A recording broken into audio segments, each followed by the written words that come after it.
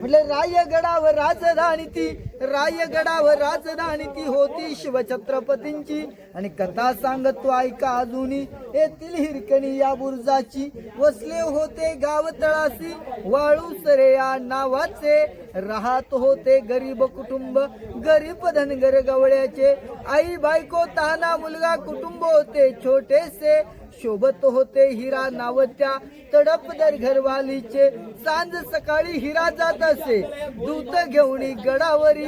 चालत होती उपजीविका कणेकीच्या धंद्यावरी. एके दिवशी दूत घालिता हिरा क्षण भरवी सावली. ध्यानी नाही आलं तिच्या सांज वेटवून गेली. सूर्यदेवता मावळता झाले बंद गडाचे दरवाजे. हिरा म्हणाली घरी तान बाळ माझे, हात जोडून करी विनवणी. म्हणे गडकरी खाली जाऊ द्या मला, गडकरी म्हणे नाही अनुज्ञा शिवरायांच्या म्हाला. बाळाच्या ठेवे झाली माय मावळी वेडकीशी. कडा उतरुणी धावत जाऊनी ती बाळा तिघे कुशी. आतून धाडस पाहुणी महाराज स्तंभित झाले. हिरास साडी चोरवणे प्रेमेस सन्मानित केले. कड्यावरी त्या बुरुज बांधिला साक्षाईच्या प्रेमाची. आणि कथा ऐकूय त्या अजूनही येथील हिरकणी या बुरुजाची. कथा ऐकूय त्या अजून येथील हिरकणी या बुरुजाची.